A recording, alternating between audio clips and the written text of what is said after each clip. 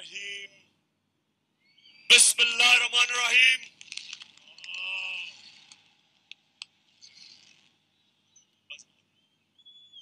ایاک نعبد و ایاک نستعین اللہ اللہ تیری عبادت کرتے ہیں، اللہ تیرے سے مدد مانگتے ہیں. کسی انسان کے سامنے ہم اپنا سر نہیں جھکاتے اور کسی سپر پاور کے سامنے ہم نہیں جھکتے. ہم محمد صلی اللہ علیہ وسلم کے امت، ہم اس کے امت سے ہیں. ہم دنیا کی سب سے عظیم لیڈر ہم اس کی امت سے ہیں. ہم کسی کے سامنے نہیں جھکتے. اور سیالکوٹ میں سب سے پہلے تو یہ جو آج حرکت کی نواز شریف کی نون لیگ نے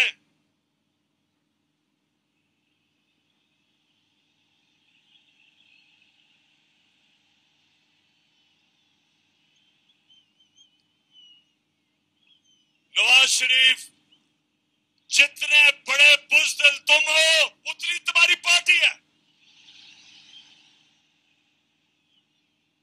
ہم نے ایک دفعہ سیالکوٹ ہم نے ایک دفعہ نہیں کوشش کی ان کے جلسے روکنے کی یا ان کی لانگ مارچ روکنے کی. ہر 3 مہینے کے بعد یہ کمنٹ کرانے آتے تھے اور تمہارے ساتھ ایک تو اس ملک کی بڑی بیماری زرداری بھی تھا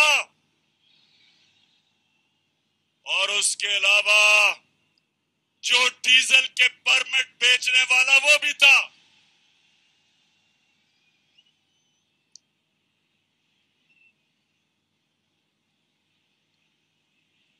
سیالکوٹ پہلے تو میں آپ کے جنون کو سلام کرتا ہوں. مجھے 1 گھنٹہ لگا یہاں پہنچنے کے لیے کیونکہ سارے راستے بند ہیں. قافلے آ رہے ہیں اس طرف جو پہنچ نہیں سکتے کیونکہ انہوں نے ایک سازش کے تحت ہمیں بڑی گراؤنڈ میں جلسہ کرنے کے لیے روکا تاکہ یہ سمجھتے تھے کہ ایک ہی سڑک ہے لوگ ہی نہیں پہنچ سکیں گے. تو نواز تمہاری اور تمہاری پارٹی بزدل بھی ہے. تم نے کبھی زندگی میں ایک کام ایمانداری سے نہیں کیا. یہ جب کرکٹ کھیلتا تھا تو اپنا امپائر کھڑا کر کے کرکٹ بھی کھیلتا تھا.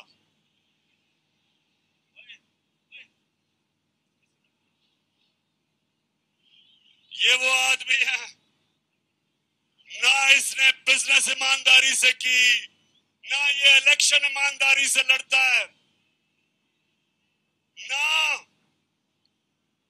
نہ اس نے آج تک سچ بولا.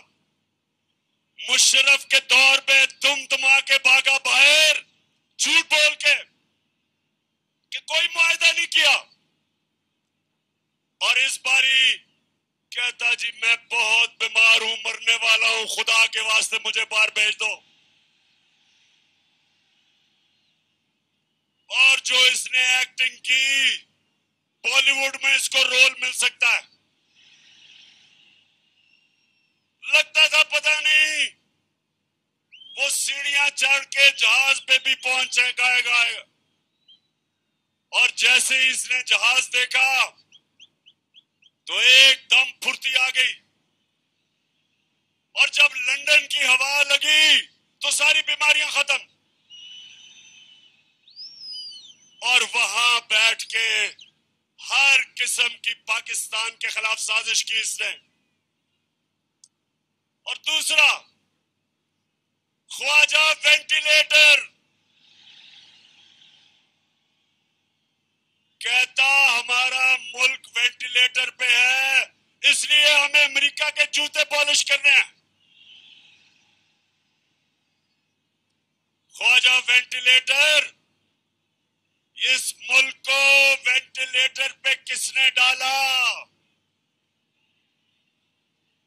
ہمیں تو صرف 3.5 سال کی حکومت ملی تھی۔ تم دونوں خاندان شریفوں کے اور زرداریوں کے 30 سال تم نے اس ملک پہ حکومت کی ہے۔ وینٹیلیٹر پہ تو تم نے ملک کو لوٹ کے پیسہ باہر لے جا کے آج ہمارے ملک کو مقروض کیا، اور پھر تمہارا جو cherry blossom boot polish Shahbaz Sharif, وہ کہتا ہے کہ بیگرز آر ناٹ چوزرز، مطلب کہ کیونکہ ہم بیکاری ہیں ہمیں غلامی کرنی پڑے گی امریکہ کی۔ سیالکوٹ کے لوگوں، مجھے یہ بتاؤ کہ کیا آپ کو امریکہ کی غلامی قبول ہے؟ آپ سب کو اور میرے پاکستانیوں کو اس لیے نہ امریکہ نہ کسی کی غلامی قبول اس لیے نہیں کیونکہ ہم محمد صلی اللہ علیہ وسلم کے امتی ہیں۔ ہم اللہ کے سوا، ہمارا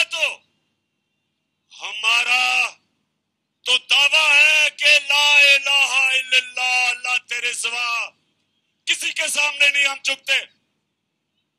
اور جب مسلمان نوجوانوں کسی کے سامنے جھکتا ہے تو وہ سب سے بڑا شرک سمجھا جاتا ہے اسلام میں۔ ہمیں لا الہ الا اللہ غیرت دیتا ہے، ہمیں غیرت مند قوم ہے۔ ہم ان چوروں ڈاکوں کی طرح کسی کی غلامی قبول نہیں کرتے۔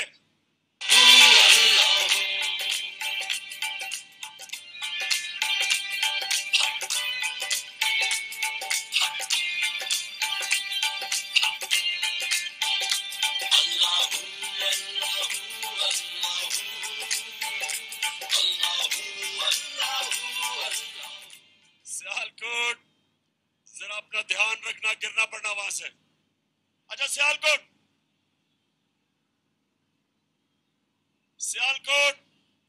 انہوں نے کوشش کی آپ کو روکنے کے لیے۔ نواز شریف، تم اور 3 اسٹوڈنٹس سن لو، میری آج غور سے بات سن لو۔ آج تک دنیا کی تاریخ میں کبھی کوئی انقلاب کو نہیں روک سکا۔ یہ سیاست نہیں ہو رہی، یہ انقلاب آ رہا ہے۔ قوم آج تحریک پاکستان کے بعد دوسری آزادی کی تحریک کے لیے تیار ہے۔ اپنی حقیقی آزادی کے لیے قوم باہر نکل رہی ہے، اور اس کو نہ تم روک سکتے ہو کیدڑ نواز لندن میں بیٹھ کے، نہ یہ تمہارا بوٹ پالش کرنے والا مجرم بھائی روک سکتا ہے، نہ اس کا کرپٹ بیٹا روک سکتا ہے، اور نہ وہ 18 قتل کرنے والا انٹیریئر منسٹر روک سکتا ہے۔ اس کو کوئی طاقت نہیں روک سکتی۔ اور آج غور سے سن لو، ہم ہمیشہ، میری جماعت نے ہمیشہ پرامن احتجاج کیا۔ انشاءاللہ جب ہم اسلام آباد پہنچیں گے ہم پرامن رہیں گے، لیکن یہ غور سے سن لو کہ اگر تم یہ حرکت کرو گے اور انتشار پھیلانے کی کوشش کرو گے تو تمہیں کسی کو چھپنے کی جگہ نہیں ملے گی پاکستان میں. میں آج اب سیالکوٹ کے لوگوں ذرا غور سے میری بات سننا, آرام سے پہلے بات سنا میری. بڑی اہم بات کرنے لگا ہوں, خاموشی سے سنیں. میرے خلاف بند کمروں کے اندر, ملک سے باہر اور ملک کے اندر ایک سازش ہو رہی ہے, اور وہ سازش یہ ہے کہ وہ چاہتے ہیں کہ عمران خان کی جان لے لی جائے.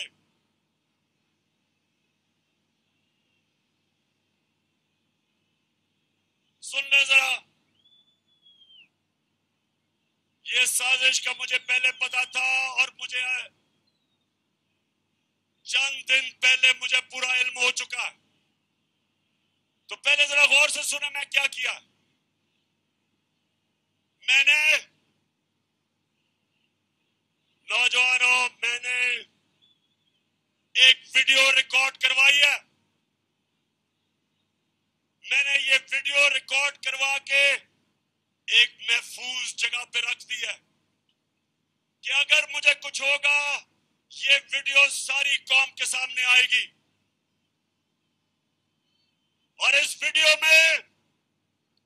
میں نے پچھلی گرمیوں سے جو یہ میرے خلاف سازش ہوئی, جو اس سازش میں ملوث ہے, میں نے ایک ایک کا نام لیا اس ویڈیو میں.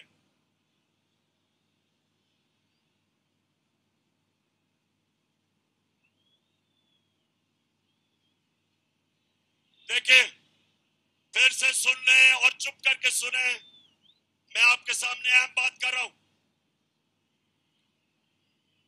میں نے ویڈیو ریکارڈ کروائی ہے,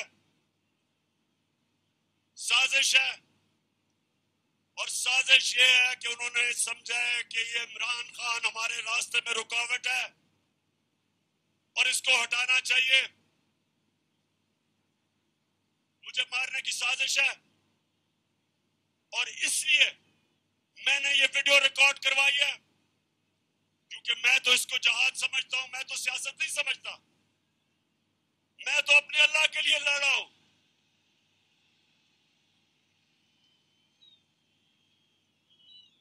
لیکن میں یہ چاہتا ہوں کہ اگر مجھے کچھ ہوگا تو میں اپنے سارے پاکستانیوں کو چاہتا ہوں کہ آپ کو پتا چلے کہ کون کون اس سازش میں ملوث تھا. باہر بیٹھ کے کون اس سازش کا کردار تھا, اور میرے ملک میں بیٹھ کے کس کس نے سازش کی. ان میں سب کے میں نے نام لیے. بس ان میں ساروں کے میں نے نام لیے جنہوں نے یہ پلاننگ کی, اور ایک ایک کا نام میں نے کہا کہ یہ میرے دل پہ لکھا ہوا ہے کہ انہوں نے کیسے پوری پلاننگ کر کے ایک بیرونی ملک سازش, جس میں یہ سارا اس ملک کا کرپٹ ٹولہ اس کے ساتھ مل کے, اور کون کون مزید لوگ ان کے ساتھ تھے, انہوں نے جو میری کمنٹ کرائی ہے اور جو آگے یہ کرنے جا رہے ہیں. میں یہ اس لیے, میرے پاکستانیوں, میں نے یہ اس لیے ویڈیو ریکارڈ کروائی ہے کہ اس ملک کی تاریخ ہے کہ کبھی طاقتور کو قانون کے نیچے نہیں لایا جاتا, کبھی طاقتور کا احتساب نہیں ہوتا, ہمیشہ طاقتور بچ جاتا ہے اور کسی اور کے نام پہ جو بھی قتل ہوتا لگتا ہے. میں اس لیے یہ ویڈیو ریکارڈ کروا رہا ہوں, کروا کے رکھی ہوئی ہے, محفوظ رکھی ہوئی ہے. میں نے صرف اس لیے رکھی ہے کہ میں یہ چاہتا ہوں کہ اس باری اس ملک کا انصاف کا نظام, اس ملک کی تاریخ ہے, کبھی انہوں نے نہیں کسی کو پکڑا جو طاقتور مجرم ہو, صرف کمزوروں کو پکڑا جاتا ہے. اس لیے سے لے کے اب تک کوئی طاقتور مجرم نہیں پکڑا گیا. اس لیے میں چاہتا ہوں کہ میری قوم کے سامنے سب کی شکلیں آئیں کہ کون کون اس ملک سے غداری کر رہا تھا, کس کس نے غداری کی. اور میں دوسری بات کرتا ہوں,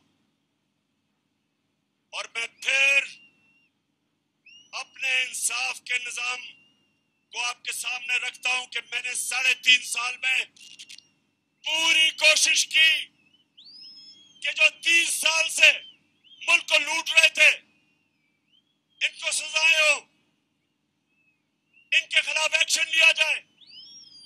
لیکن جو اس ملک کے طاقتور عہدوں پہ بیٹھے تھے جنہوں نے انصاف کرنا تھا,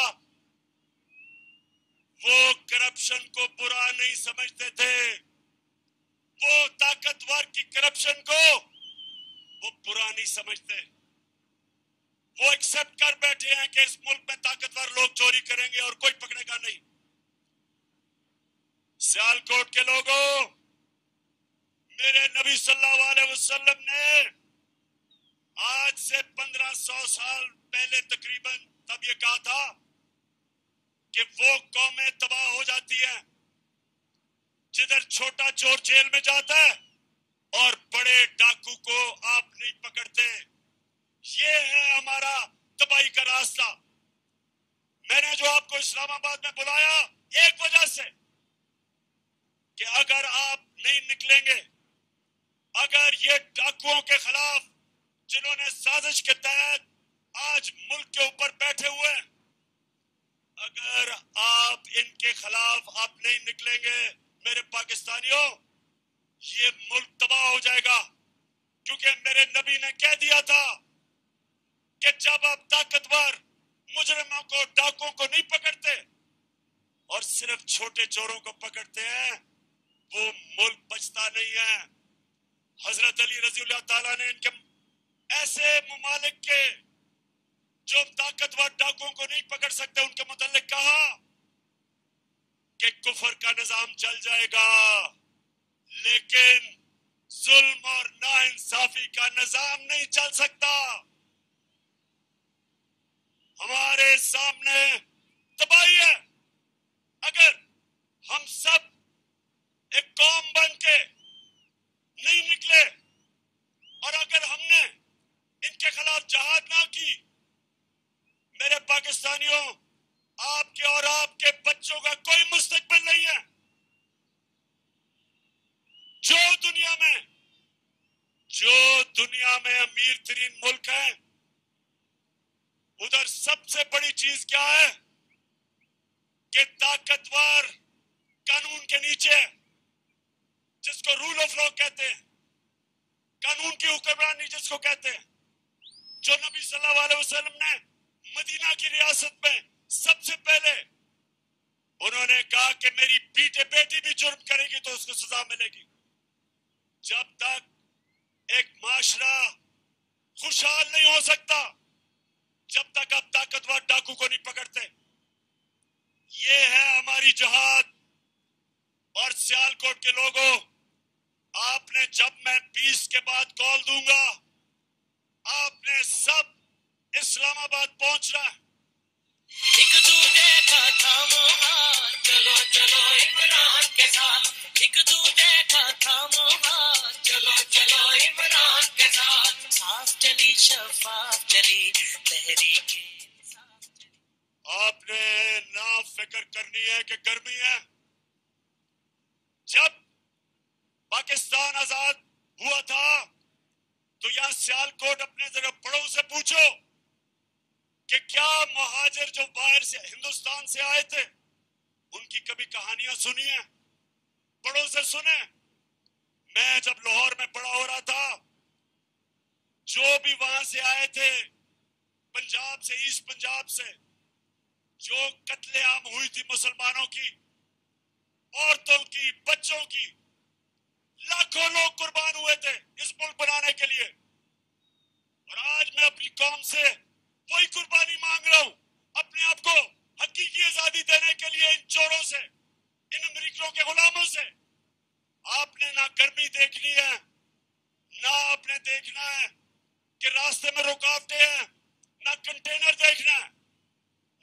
نوجوانوں، آپ کا جنون ان سارے کنٹینرز اور جو بھی رکاوٹیں اس کو بہا کے لے جائے گا.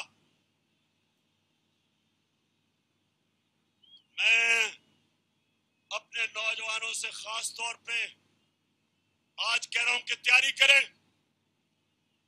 انہوں نے 2 دن پہلے ٹرانسپورٹ بند کر دینی ہے، انہوں نے پیٹرول بند کر دینا ہے، انہوں نے انٹرنیٹ بند کر دینی ہے. سو اس سے پہلے تیاری کریں اور یہ دیکھیں گے انشاءاللہ. تیار ہو جاؤ، چیری بلاسم تیار ہو جاؤ، خواجہ وینٹیلیٹر تیار ہو جاؤ، 18 قتل کرنے والے وزیر تیار ہو جاؤ، سب تیار ہو جاؤ. عوام کا سمندر آنے والا ہے اسلام آباد. اب عمران ہی کرے گا سب کپتان، نیا بنے گا پاکستان، نیا بنے گا پاکستان، نیا بنے گا پاکستان. گج کے کھڑا ہے اب عمران، نیا بنے گا پاکستان. سیالکوٹ سنو میری بات، یہ جو ملک سے ہوا ہے اب ذرا غور سے سنو. اور میں آج اپنی عدلیہ سے بڑی عاجزی سے آپ سے ایک سوال پوچھ رہا ہوں. اپنے سیالکوٹ اور پاکستانی قوم کے سامنے میں اپنی عدلیہ سے پھر کہتا ہوں بڑی عاجزی سے سوال پوچھتا ہوں. بڑا اچھا کیا آپ نے سو موٹو ایکشن لے لیا اتوار کو. آپ کو کوئی بہت ہی خطرہ ہوگا عمران خان سے کہ 12 بجے عدالتیں بھی کھول دی. چلے ٹھیک ہے،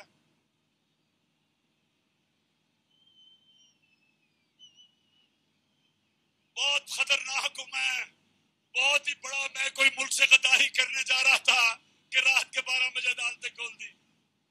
تو میں عاجزی سے اپنی عدلیہ سے پوچھتا ہوں اور بڑا معصومانہ سا سوال ہے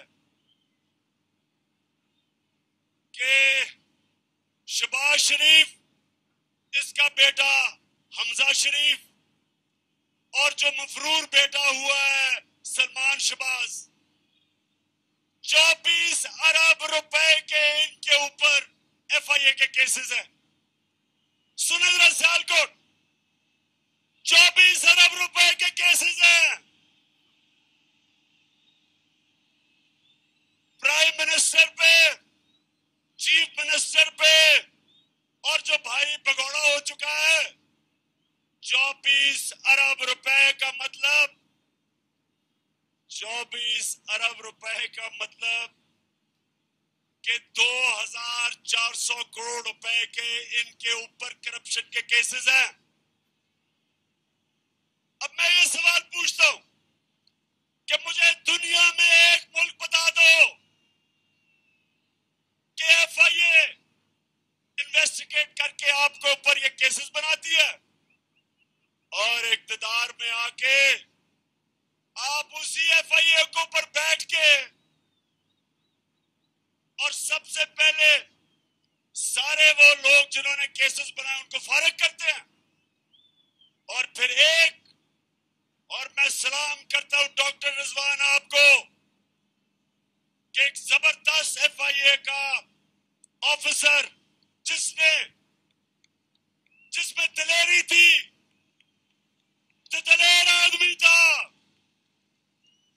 جس نے شریف مافیا کے خلاف کاروائی کر کے مقصود چپڑاسی کے بینک اکاؤنٹ میں اور نوکروں کے بینک اکاؤنٹ میں 16 ارب روپے پکڑے.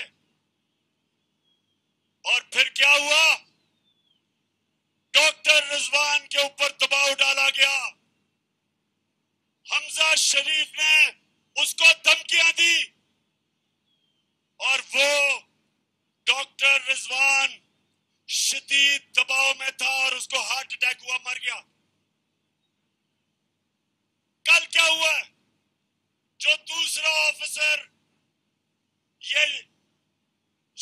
शरीफ का FIA का केस इन्वेस्टिगेट कर रहा था, उसका नाम नदीम अख्तर था, उसको कल हार्ट अटैक हो गया। सियालकोट, उसको भी हार्ट अटैक हो गया कल। मैं ये सवाल पूछता हूं कि ये कैसे है कि माफिया का जो इन्वेस्टिगेट करता है उनके ऊपर किस तरह का दबाव है? किधर है मेरी अदालतें? आपका काम है इनकी हिफाजत करना। कौन आगे से इस मुल्क के कौन से सरकारी नौकर, कौन सी FIA, कौन सी APR, कौन से पुलिस ऑफिसर कभी भी आपके सामने खड़े होंगे? इस मुल्क के अदारे कैसे ताकतवर मुजरिमों के सामने खड़े होंगे? पहले ही डरते थे, और आप जब फिर साजिश के तहत इन मुजरिमों को ऊपर मुलव्वस कर दिया, तो आप मुझे सवाल पूछता हूं अपनी अतिया से, कौन इस मुल्क के इदारों की हिफाजत करेगा?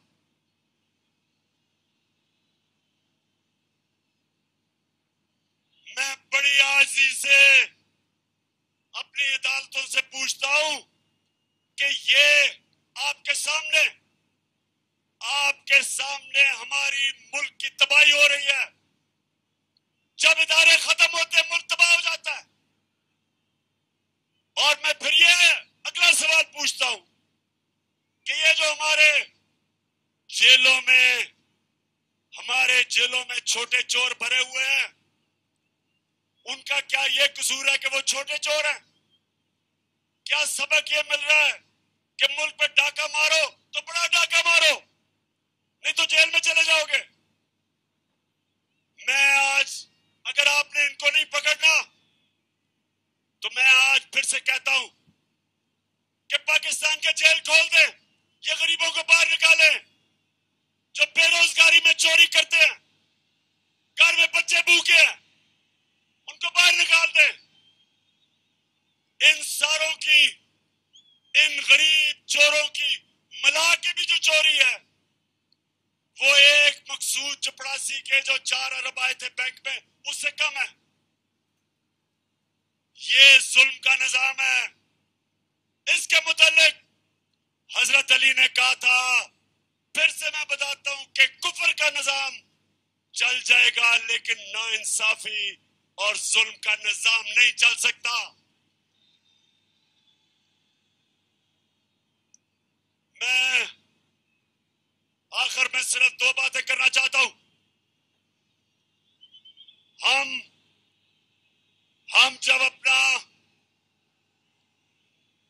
हमने जब पाकिस्तान में, सुनो नौजवानों, आखिरी 2 बातें, जो हमें मुल्क मिला था 2018 में, और जो हमें जब साजिश करके निकाला गया, तो याद रखें, एक वो मुल्क जिसका दिवालिया हुआ था, उस मुल्क के अंदर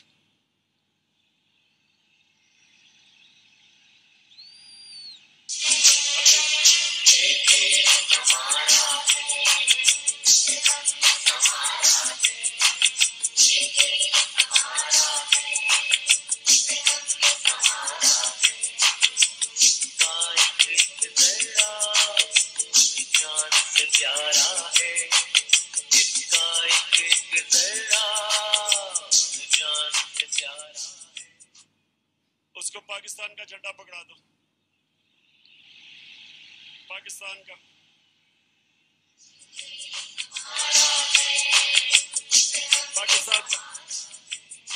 पाकिस्तान, हाँ पकड़ो।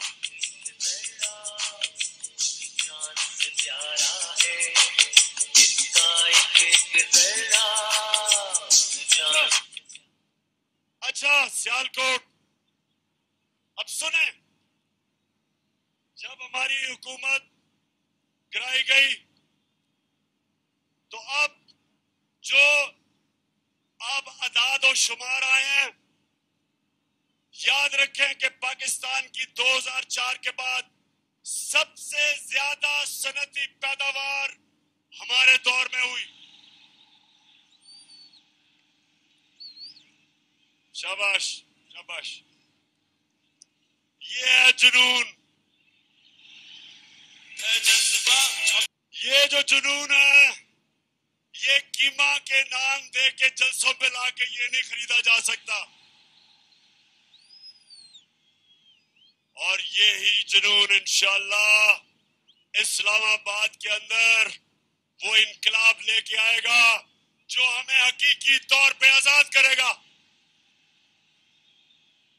تو یہ پتا چلا اب جو اعداد و شمار آئے مارچ کے سب سے زیادہ 2004 کے بعد پاکستان کی صنعتی پیداوار 10.6 29% ہماری ایکسپورٹ بڑھی. یہ بھی ریکارڈ. 4 فصلوں کے اندر ریکارڈ ہوا. مکئی میں, چاول میں, گنے میں اور آلو میں ریکارڈ ہوا. سب سے زیادہ پیسہ ہمارے کسانوں کے پاس گیا. دیہاتوں میں خوشحالی آئی. سارے بر صغیر میں سب سے زیادہ روزگار پاکستان میں, ہندوستان سے بھی زیادہ.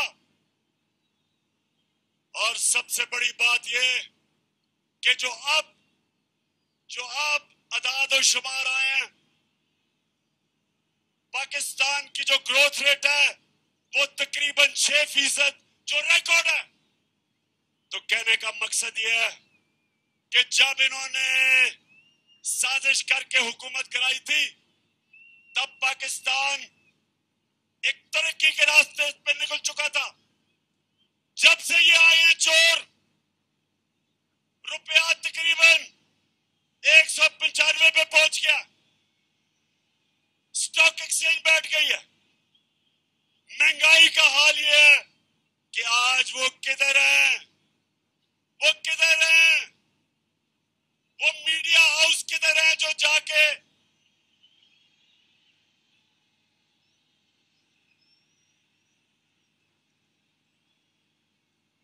عباس جو بھی ہو گرنا پڑنا خدا کا واسطہ ہے.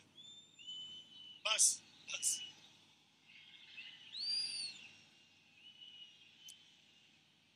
ماشاءاللہ ماشاءاللہ. اسلام آباد میں سیالکوٹ کی پوری تیاری ہے اسلام آباد کے لیے. اچھا تو اب یہ ملک کا دیوالیہ نکال رہے ہیں, روپیہ گر رہا ہے, فورن ایکسچینج نیچے جا رہے ہیں. اب یہ کیا کریں گے؟ امریکہ کے پاس جائیں گے اور امریکہ سے بھیک مانگیں گے کہ ہمیں پیسے دو, ہمیں بچاؤ. بلاول جا رہا ہے امریکہ. بلاول یہ یاد رکھنا ان کی ایجنسیز کو پتا ہے کہ تمہارے بینک اکاؤنٹ میں کدھر کدھر پیسے ہیں, کیونکہ وہ سوسکنڈ کی کتاب میں وہ لکھتا ہے, وے آف دا ورلڈ کی کتاب میں لکھتا ہے کہ انہوں نے امریکہ کی ایجنسیز نے ٹیپ کیا کہ بلاول کی والدہ اس کو بتا رہی تھی کہ بلاول کے کدھر کدھر بینکوں میں ان کی چوری کا پیسہ پڑا ہوا ہے. تو تم ان کے سامنے آنکھوں میں آنکھیں دیکھ کے بات نہیں کرو گے, کیونکہ ان کو پتا ہے نواز شریف کی طرح کہ تم نے پیسہ کدھر چھپایا ہوا ہے. تو پاکستانیوں, میں آخر میں آپ سب کو اسلام آباد آنے کی صرف ایک وجہ سے آپ سب کو دعوت دیتا ہوں کہ جو بھی رکاوٹیں ہو جائیں آپ نے اس کو تحریک پاکستان کی طرح ایک اپنی آزادی کی جنگ سمجھ لی ہے. میرے لیے یہ جہاد ہے اور یہ آپ کے لیے بھی جہاد ہے. اپنی جہاد کے اندر اپنے خوف کی زنجیریں توڑ دیں. زندگی موت اللہ کے ہاتھ میں. اس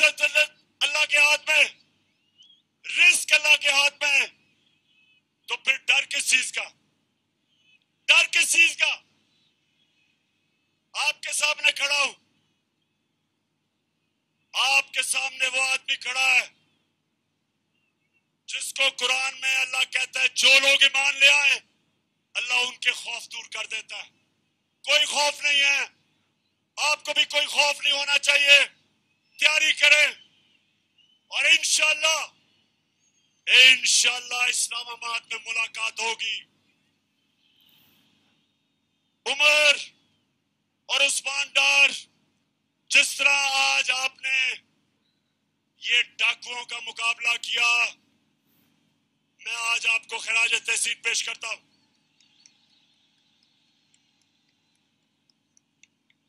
تمہاری ماشاءاللہ اچھی ٹریننگ کی ہوئی ہے. دھرنے میں نے آپ کی ٹریننگ کروائی ہے. ہم ٹرینڈ ہیں، ہم تیار ہیں، اور انشاءاللہ عثمان ڈار آپ جب نوجوانوں کو لے کے اسلام آباد نکلیں گے تو یاد رکھیں کہ کسی قسم کی رکاوٹ سے نہیں گھبرانا، کیونکہ آپ کا کپتان کسی چیز سے نہیں گھبراتا.